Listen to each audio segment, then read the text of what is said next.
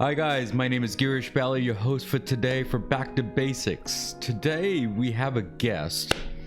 I don't know if he's a guest or he's a friend because I've been friends with him for the last over 40 years and there's no hiding of my age, so I have no interest in the age part. But you know what? All that matters is that my personality is great. That's what it is. So well, anyway, so the guest we have and the friend that I have for the last 40 years plus, we grew up together in Hong Kong. We'll get into that basics also. And then he moved to the United States and we'll talk about that. And he's in California on the West Coast. I'm on the East Coast.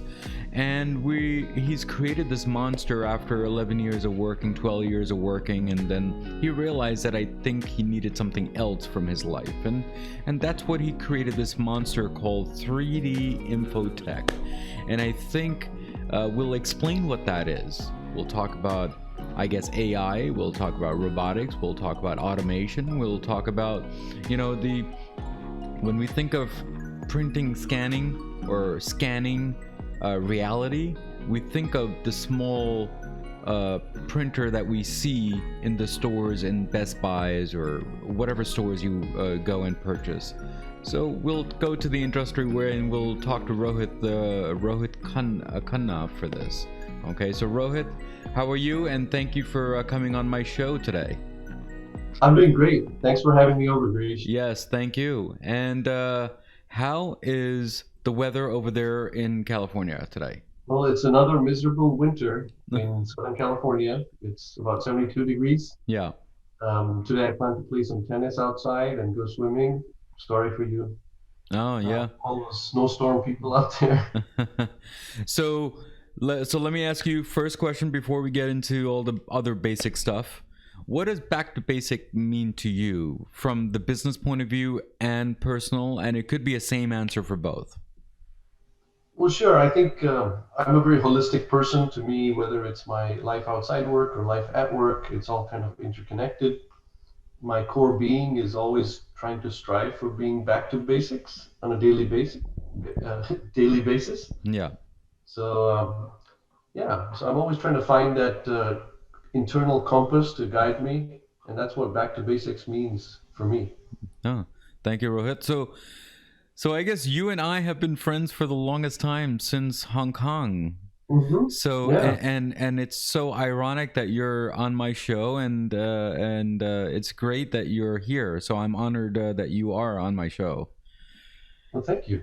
Yeah. So Rohit, so this company that you created, do you want to talk a little background as to how you started this whole small company and now I guess is a bigger network than you realized?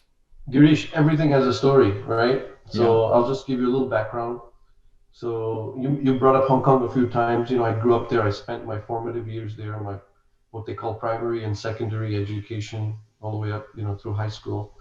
And then came to the University of Michigan in the U.S. And I was like 17 years old, very green, didn't know anything about technology. Hong Kong was a place where I think I learned a lot about people and what it means to be sort of real time and dynamic, Mm-hmm. active.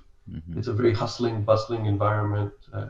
You're always busy, but you don't realize it. You kind of thrive on busy. Yeah. So that was part of my DNA. And coming into Michigan, which was kind of, very secluded college campus, it's a big campus. I made lots of friends. I mean, it's a campus of about 35,000 people. I think by the time I graduated, I probably knew 1,000 names at least. Mm. you know, um, I think I developed socially. Of course, my brain grew a little bit. I learned a few things about computer engineering, Mm. but I think, really getting better connected with some other students who were Mm-hmm. going to do amazing things with their life. They were smarter than me, way smarter than me. Mm-hmm. And so I met a few guys that started their own company in the field of computer vision. And I met them in the AI lab when I was doing a couple of projects there in my senior year. AI being artificial intelligence. So these guys were really smart. And this is back in 1991. They started this company called Imageware. Mm-hmm. And Imageware was my first company that I joined. I literally started doing some consulting for them, doing some software development before I graduated. And then I joined full time in 1993 as employee number 6. Mm. And we developed something very new there that didn't exist before. It was like giving eyes to any kind of machine. Mm. You have all kinds of moving machines out there, but now they could see. So ImageWare was a very good learning experience for me technically. Mm-hmm. And then a few years later, I got immersed into um, the customer side of things. Mm-hmm. These were typically manufacturing companies that were making cars, mass production, design departments, powertrain. All those things were very new to me. Mm. But I got sucked into these industries, including aerospace, consumer electronics, toy manufacturing. Yeah.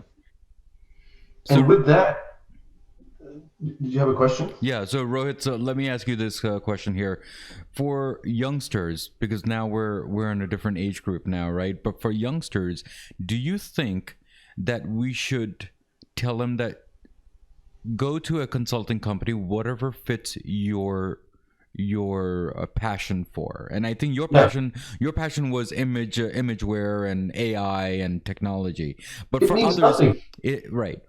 It So means nothing. Imageware and AI means nothing. What the back to basics part of this is really that I was just so eager to learn and grow and meet people. And as long as you have the passion to connect, yeah, every single day to make a new friend or every single day to learn something new, and you don't really care about the hours you put in. I yeah, mean, I had a sleeping bag in my office just in case I needed it. And of course, I used it several times. I had toothbrushes at my friends' places where I could walk to from work, yeah. right? It was convenient Hmm. because it was efficient. Hmm. And even now with my company at 3D Infotech, I'm always looking at where I can be more efficient in the simplest things. Hmm. We have a policy. We will never, ever have an elevator Hmm. because then people will be just waiting around for elevators, Hmm. right, to come. You hit the button, you're waiting. Then you're in the elevator, you're waiting. And that's an inefficiency in your daily routine that has been basically induced. Hmm. You don't need that. Hmm. Hmm. So I think as you learn, as you grow, you're open to new experiences. I always say the future shall reveal itself to you. Hmm. It's always very positive. Yeah, yeah. So this company that you started, so that when did this start? Yeah, so I worked at Imageware for, I want to say about 7 years. Mm-hmm. And in that role, I even moved to Tokyo. I lived in Japan for a year and a half, Mm-hmm. which was a great experience.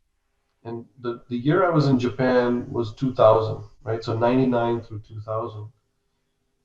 And at that time in the US, there was this big boom that was happening, the internet, the dot-com era, That.com, right? right? And I kind of felt left out because in Japan, it was still sort of catching up. Hmm. And I was like, what did I miss? Maybe I should have switched jobs. Maybe I should have joined like an internet company. But the road, the thought process that people have is that Japan is much ahead of everyone else. But I guess that was not the case in that time, I guess. So Japan is much ahead in several different things, Yeah. but definitely in the internet, they were very slow to adopt it. Okay. Right? We were still using fax machines in the year 2000 there. That's right. Right? Yeah. Yeah. Japan is it's a great place because it brings the future Mm-hmm. and the past together to converge right at the present. Mm-hmm. And that's why Japan is so interesting to every single person that thinks about it, goes there. Yeah. Right? So, but coming back to your original question, I feel that my journey, my feelings of like having left out. And then I moved back to the US and I said, I don't want to move to Michigan. I'd rather be in California because California, I mean, it's the biggest economy in the country, right? If you look Yeah. at the GDP of California, Yeah. just go drill down into Orange County, Yeah. where I chose to live. That's the 38th largest economy in the world. At least at that time it was. Yeah. It still probably ranks pretty high, Yeah. right? As opposed to Kanagawa Prefecture in Japan, which is the Orange County of Japan from that perspective. Yeah. was ranked like 78th in the world at the time. Mm. So I was kind of drilling down, and I really was seeking more education. I was yearning for an MBA because I thought it would get me places, like at least have a good framework for thinking in my head so I could do something better with my life. Mm-hmm. So I came back, I joined a startup, and then 9/11 happened and the startup went bust, and I joined another company in the virtual reality field Mm-hmm. because of my 3D background. And I realized, wow, hey, there's a parallel universe here for me. Mm-hmm. There's 3D vision, Mm-hmm. right, from a technology perspective, Mm-hmm. input, sensory input into a computer, versus virtual reality, which is publishing, Mm-hmm. creating sensory input for humans, Mm-hmm. immersive environments. Those were new to me. So I learned a lot while I was doing my MBA, while I was meeting a lot of people in California, Mm-hmm. and I got married. And I decided that, you know what, the fire inside me that had been a little flame had become a big fire inside me over the years Mm-hmm. was to be an entrepreneur. I had never realized it, what that fire was. Mm-hmm. I got back self-connected and I knew it was to be an entrepreneur. All these things that I did, whether it was travel, whether it was meeting people, getting an engineering degree or an MBA, all those things were just mounting up to one critical event for me, which was to be an entrepreneur. Mm-hmm. So I started a company in 2005. I quit my job, and it was the best thing I ever did because within 3 months I was profitable. I gave it, I think, a lot more attention than I would have given, let's say, somebody else's Mm-hmm. concern. And I think the starting point is critical because you need guts, right? You need, for lack of a better word, you need balls, Yeah. right? Yeah. Balls of steel, they Yeah. say. Yeah. And I think for me, I just couldn't take it anymore. Yeah. I had to just take the risk. The valuable lesson for me was the risk was worth it. Yeah, I mean, there's only two ways, right? Going rock bottom or just go up. And I think you took your chances. There's a lot of people, they don't like to take chances, but in life you do have to take chances no matter what it is. I mean, if it is business or in life or anything, I feel. That's Um, right. yeah. If you don't take the chance, you won't find out. Yeah, you will not find out. I mean, that could be even going to, let's say, a Six Flag and going for a roller coaster. You would never know, right? Mm-hmm. Till you till you vomit when you're done. So it's one of those things. So Rohit, so this company you started, and then you saw profit after 3-4 months. It's then after that there was no holding back. Then you just went on, and then you just had, Mm-hmm. and then went It's been on organic growth. organic growth. So I had some principles, right? And Yeah. I think everybody needs to have some sort of founding principles. I told you about the elevator, Mm-hmm. right? Another thing was that I'll never take any money from anybody unless it's a customer that I've delivered value to. Yeah. Yeah. That helped a lot. That helped a lot. We weren't just out, trying to, take money from people. Yeah. I wanted to deliver value. So And Rohit, do you customers do saw you that. do you think that the reason why you took this gut feeling chance is by traveling or meeting people or both? It's a convergence of life events. But if I go back to my childhood, you brought up Hong Kong. I always, I think I always had this burning desire, right, to be a leader. Mm. And when I was 13 or so, I had started my own religion with some kids. Think about kids in a building, they play every day. Yeah. It was a game, it was made up, it wasn't like to rule the world. But if I think about that, and I had about, I think, 12 or 13 kids following my little cult, it reminds me that even if that was a game, I was role playing what I might be in the future. Mm. Right? So I I needed my own business mhm. or my own platform to lead. And I have that today. I think I was part of that cult, wasn't I? I don't remember any of the kids. So Rohit, so let me ask you about AI, if you don't mind. So people, when they think of AI, they think that they meaning AI will be taking over my job. Sure. So do you think that's true? Because what I feel from my technology for the last 20 plus years, I feel that is not taking job away, is actually making AI is kind of a tool for you to make things better for the job. Yeah, yeah. So I think this is a very good discussion to have. It's about maturity. Yeah. A person who says that AI is taking my job away is happy to be a burger flipper for the rest of their life. Mm-hmm. But if I know people, I don't think I've met a single person that wants to do this boring, monotonous, laborious task, whether it's burger flipping or lifting boxes, Mm-hmm. right? This is where it comes in.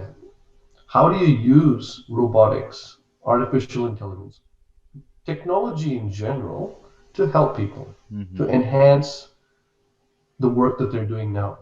There's definitely going to be a replacement of the tedious tasks, Yeah. the monotonous, boring stuff. Yeah. So, as a human, you should not be threatened by that. You should up your game. That's what I say, right? But I'm not always right. I challenge you to reskill yourself. You Yeah. have a brain, use it, learn something new, and apply yourself differently. Yeah. And every single study out there shows that robotics and AI has created more jobs than taken away. Yeah.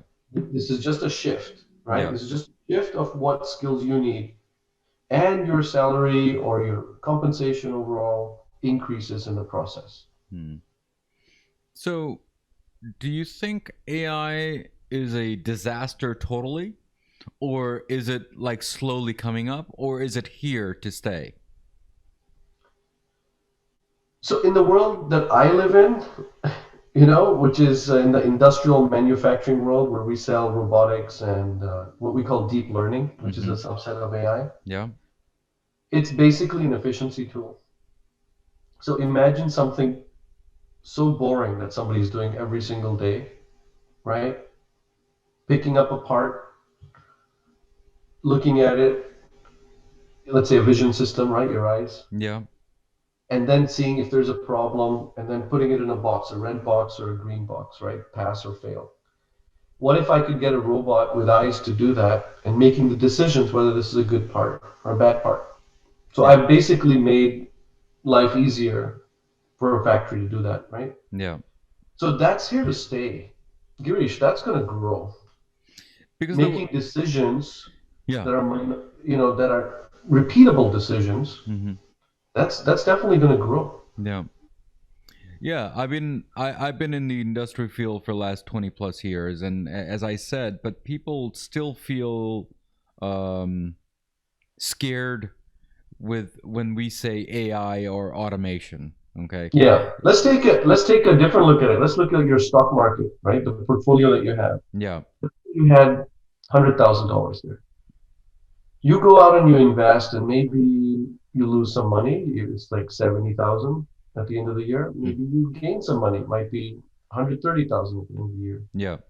How do you know that you're the best person to make those decisions? Are Right. you looking at all the intelligence possible?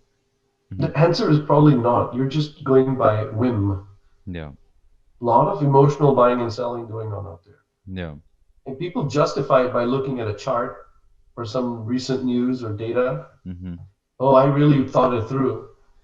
But you know that an AI based investment algorithm is going to probably do a better job overall than any human could. Hmm. Yeah, but just I just want my listeners and my viewers to understand something here that AI is, are they smarter than humans or are they less than humans? Just think of this, that we are feeding data to the AI. So AI, technically, if you really think about it, they are dumb machines. We are the ones who feed the data, which will That's make right. them which will make them intelligent.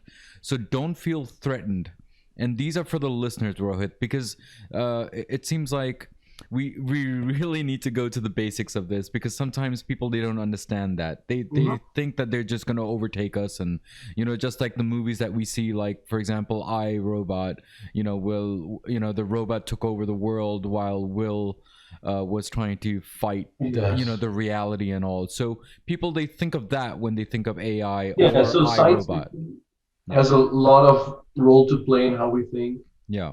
These movies, a lot of negative articles out there that create fear in people's minds. But AI is just a subset. Yeah. They actually call it machine learning. Yeah. It's an algorithm. Yeah. And in fact, we've had it for all these years, and we never talked about it this way. Yeah. Because it wasn't public. Yeah. We've been using this for a long time. Yeah. We just keep getting better at doing it. There's no way in my mind that AI-driven robots are going to take over the world, and then it'll be the end of the human race. Yeah. Well, there was a person that I interviewed. She's age 15, and she's into quantum computing, and she does explained it correctly in that there's one question and one answer, but to get to that answer, there are multiple algorithms to get to that answer. And I think that's what AI learning is. That's what deep learning is. So this is what my thought process is. So Rohit, regarding automation, do you think bigger companies take advantage, or even small companies can? Small businesses? I think everybody can. Automation exists for everyone, all at different levels, different capabilities, solution set, different price points as well. In fact, there's kits out there. You can just literally build your own robot if you want it, right? To do a certain task. Yeah, yeah. I mean, it's just as evil as turning on a light and tell Alexa to turn it on or off. That's part of. That's IoT, but that's also deep learning too, isn't it? That's right. And actually, you just reminded me of a thought. So, Girish, I tell my kids, I have two boys, that they teach you English and math at school, and then everything else is kind of periphery. Those are the two core subjects, right? So the education system really puts a big emphasis on these two core subjects, right? However, there's a third one that they're missing. If you think about the three-legged stool, to be successful, you need that third subject as well. And they really don't emphasize computer science. Right, they don't. Every single person, I think, graduating from high school should know how to program. Yeah. And even if they never use it at their job, that's okay. They'll probably use it just like math or English in their life to some level. Because without that third leg of the stool, I think your career is at imbalance. Yeah. I mean, I remember during my high school time, I've taken computer science, obviously.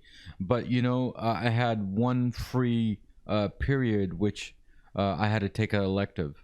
And I said, you know what, let me get an easy A in typing, right? And I did not realize that typing class back in high school is going to make me beneficial today. So every class and course that you take during high school, it gives you enhancement when you go into your job, no matter what it is. So I just want everyone to know this is not all about AI or automation. It could be math, it could be a scientist, it could be a doctor. Just take a course which will benefit you later in the future for whatever it is. I agree. It doesn't hurt to try. It comes doesn't back hurt to starting your own business, right? If you don't try, you may not succeed. Yeah. So Rohit, two more questions if you don't mind. So do you think automation or AI why is it too complicated or complex? Why can't we just make it very simple? What do you mean? Why do you feel like it's too complicated? Well, if you think about it, just too foreign? I think the infrastructure is too complicated for a lot of people. And when they think of automation and AI, they think, oh, there are too many things happening there. But at the end of the day, I mean, we're just turning on the light. But I think there's too many things happening in between. I mean, it's just like when you go in the kitchen and you want to make an omelet. I mean, there's a lot of things happening, Yeah, yeah, right? yeah, But you're so used to it, you're comfortable with it, and you go for it. yeah, This is new for people, yeah, right? It's been there yeah. It's been there. inherently, but now they're waking up to it. It's new. So I don't think that the day is far. I mean, probably in one more generation, you'll find people won't say things like that. I hope. And do you think this AI and automation is solving all our problems? Of course not. All our problems are within us, my friend. Yes, There's that's no right. AI for that. That's right. That's right. And then Rohit, before we let you go, any last words that we have or you have? I think, the other things that have kept me, keep coming back to basics is one thing I want to share with everybody is that money is not the end goal, Yeah. right? Success is not defined by money. Yeah. To me, money is a side effect of success. Yes. So once you define what success is for you, money will come. Yeah. Yeah, that's exactly what I was saying to all of my audience and my listeners, that it's not always about money. Yes, we do have financial goal towards the end of the light, but when you run to your passion, eventually the money will come to you. Absolutely. Yeah, I totally agree, and that's the motto of the show, and that going back to basics, and everything about life is basics, and that's what we do here. So Rohit, thank you again for your time. Guys, before we let you go, as always, I will tell you a quote of the day. The quote of the day is, will robots inherit the earth? Well, yeah, but they will be our children. It's not that they will be the masters, and that's by Marvin Minsky. So I hope that summarizes the whole episode today, and we had a great talk with Rohit Khanna. It seems like I've seen him for so many years, but it's amazing that I've seen him again. And as usual, as always, at the end of the episode, I say, everything in life goes back to basics, and that's what we did today, guys. So I will see you next week. Keep on commenting, good or bad. It will make my show stronger, day by day, week by week. Thank you again. God bless, and keep on following. Next week's episode on Back to Basics. Wrong with that phone, but it was more about the how it was being positioned and how it was politically driven to make the impact, saying that this phone is bad, right? I totally agree with that. I totally agree with that. So let me explain here. So when that news came out that Samsung was not allowed on the plane, okay, you have to understand that. Let's say you had 1,000 phones in that batch, and out of the 1,000 phones, only 2 were bad. That does not mean the whole 1,000 was bad. Only the 2 were bad. But keep in mind that when manufacturers are giving the phones out, there is a QA